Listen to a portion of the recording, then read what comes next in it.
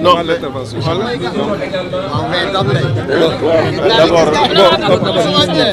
D'abord ñu dafa am benn diplôme de reconnaissance bi rassemblement.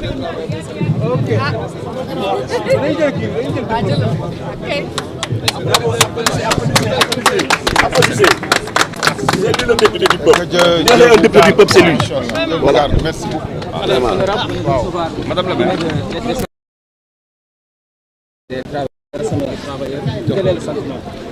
Bon, c'est un diplôme que j'aurais souhaité ne jamais recevoir parce que j'aurais souhaité que des situations d'abus et j'allais dire même d'agression et de crimes contre des travailleurs qui n'ont commis aucune faute, sinon soi-disant d'être estampillés politiques, que de telles situations ne se produisent jamais au Sénégal. Mais comme on vient de le découvrir, c'est une situation extrêmement malheureuse, extrêmement injuste. Il y a une double injustice d'être d'abord l'objet d'une injustice, d'une agression sans nom, mais en même temps d'avoir perdu sa source de revenus et sa source de dignité. Et de n'avoir nulle part où on dit que c'est un pays de démocratie, de justice, de droits de l'homme. Et en plus d'être remplacé de manière abusive dans beaucoup d'endroits par des militants. Le problème de PASTEF, c'est qu'ils ne se sont même pas cachés. Quand ils recrutent des enseignants, quand ils recrutent au ministère de la Santé, quand ils recrutent au port, quand ils recrutent ailleurs, ils disent les patriotes, les pastéfiens d'abord. Et même quand ils dédommagent soi-disant, sans que la justice ne le fasse, des soi-disant victimes, c'est d'abord PASTEF d'abord. Et ça, ce n'était pas ce qu'ils nous avaient promis, avec les ressources des Sénégalais. Alors, la séance d'aujourd'hui est perturbée par des agissements de vos militants suite à une réplique de l'Université. D'abord, je dois saluer l'organisation de cette cérémonie. J'étais invité pour faire part du panel. Je félicite vraiment Y'en a marre d'avoir organisé cette activité qui a permis à des... C'est ça le rôle normalement de l'Assemblée nationale et le rôle de la société civile. Amnesty International qui va jusqu'aux États-Unis pour s'attaquer à Macky Sall, alors qu'il y a des citoyens qui font l'objet, dont les droits les plus élémentaires sont bafoués. Et j'interpelle directement Amnesty International d'ici et d'ailleurs, de Londres, en disant que c'est ça le travail qu'ils auraient dû faire, être aux côtés des travailleurs victimes d'abus.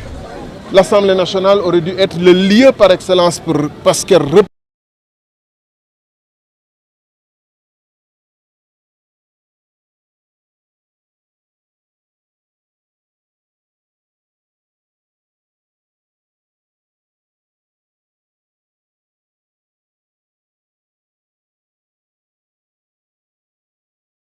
humaines.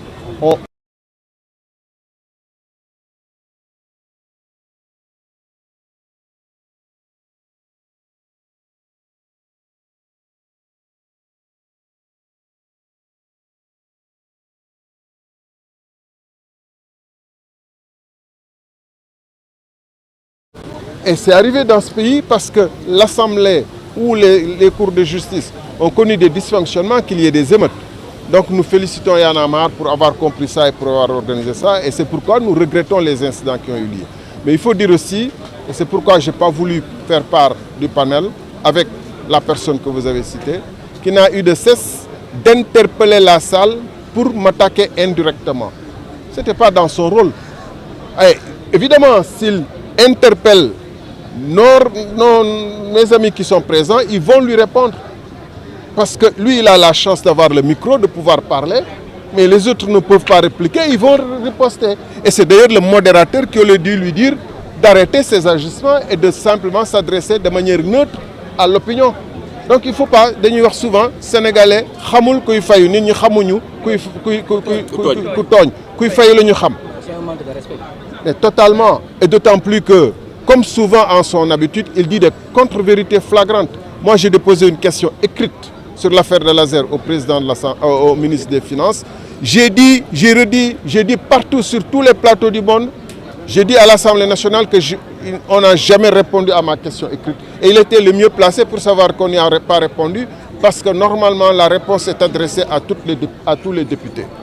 Donc, il faut que dans ce pays, qu'on ait l'habitude d'avoir des débats ouverts et francs. Et je dois dire d'ailleurs, moi, ma conception de l'Assemblée nationale, c'est qu'aujourd'hui, voyez ce qui se passe, parce qu'il faut aussi qu'on regarde ce qui se fait de mieux au monde. Regardez ce qui se passe aux États-Unis. Le président Trump qui s'est embarqué dans une guerre. Vous voyez les parlementaires qui sont interpellés à la base par les militants, par les électeurs qui disent qu'ils ne sont pas d'accord. Vous voyez ce qui se passe en France. Il y a eu combien d'auditions sur tous les sujets? Pourquoi l'Assemblée nationale du Sénégal ne peut pas faire des auditions sur l'affaire Azer? Et il faut changer totalement le règlement intérieur qui est toujours organisé de manière à ce que le parti au pouvoir soit le plus à l'aise possible. Qu'une affaire soit instruite devant la justice n'exclut pas que l'Assemblée nationale puisse parallèlement faire ses auditions, parce que c'est deux formes d'enquête différentes. L'enquête de la justice vise à établir des responsabilités pénales et à corriger. L'enquête de l'Assemblée nationale vise à comprendre tout de suite et ici maintenant, sur l'affaire du Covid ou des lasers, qu'est-ce qui s'est passé, de manière à pouvoir, avant que la justice ne se prononce dans 2 ans, 3 ans, puisse de manière immédiate prendre les mesures rectificatives et pouvoir amener le gouvernement à corriger ses façons de faire. C'est pourquoi, par exemple, aux États-Unis, vous voyez que l'affaire Epstein fait l'objet d'enquêtes au niveau du FBI, au niveau du ministère de la Justice, et parallèlement d'auditions au niveau du Sénat. Donc, il faut qu'on arrête d'accepter d'être toujours, qu'on nous serve toujours le moins bien au monde. Nous avons droit au meilleur au monde. Quand les États-Unis faisaient leur constitution et organisaient leur parlement, c'était il y a 250 ans. Est-ce que nous, au XXIe siècle, 250 ans après, on peut demander moins? Est-ce qu'on peut demander moins que ce que demandaient les citoyens romains quand les sénateurs romains saisissaient publiquement, exigeaient publiquement des comptes aux sénateurs qui étaient, plutôt à l'empereur, à César, qui était obligé d'être présent? Est-ce que 2000 ans après, nous pouvons dire que oui, nous devons faire des progrès, nous avons droit à des progrès, alors que nous avons une des constitutions et un des règlements intérieurs de l'Assemblée nationale et une des assemblées nationales moins performantes que l'Assemblée et le Parlement d'il y a.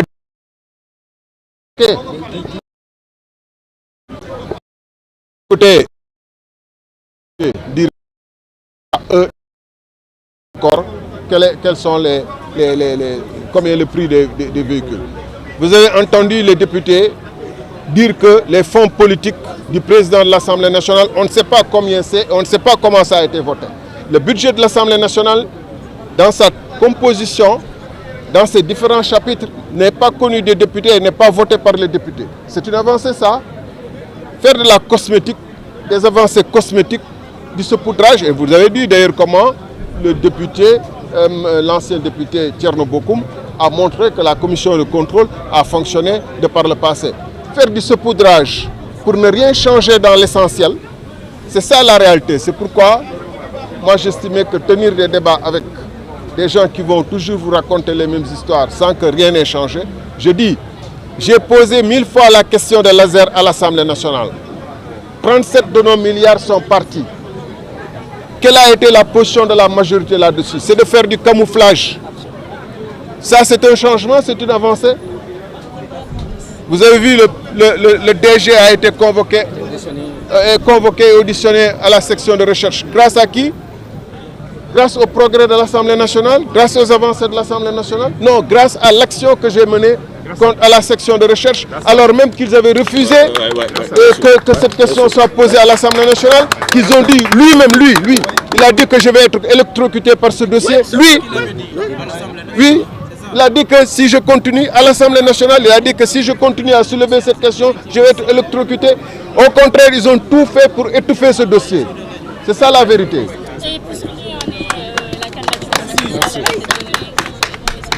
Non, on est là. De toute façon, nous lui souhaitons bon vent. Je pense que moi j'ai combattu Macky, mais j'étais avec lui en un moment. Et pourquoi on était avec lui, beaucoup se posent la question. Mais au moins, tout le monde peut savoir que bu dee ay cuune am na du moom cuune mooy ñu koy wuutu loolu moom mooy c'est clair. Imaginez ceux qui sont au gouvernement actuel, l'un d'eux allait à l'ONU s'asseoir là-bas. Il n'aurait pas répondu à une question. Non, je n'ai pas regretté. Je dis, je l'ai combattu. Et les raisons pour lesquelles je l'avais combattu restent. Mais je lui reconnais au moins, reconnaissons au moins que tout ce qui s'est passé ici a du mérite. On doit apprendre. On doit, nous, Sénégalais, apprendre. Vous avez vu sa prestation aux Nations Unies, sa présentation de manière générale. Et vous avez vu les présentations que ces gens nous font à l'Assemblée nationale, dans leur live, dans leurs conférences de presse. Vous avez, il y a un monde. Sénégalais, ils savent que fu cuune yi féete. Voilà.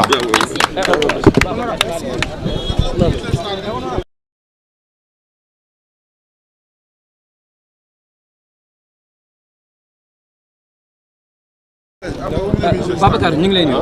maa ngi leen di fay di leen sant di leen gërëm bu baax. Gis nga au cours des débats am nga échange.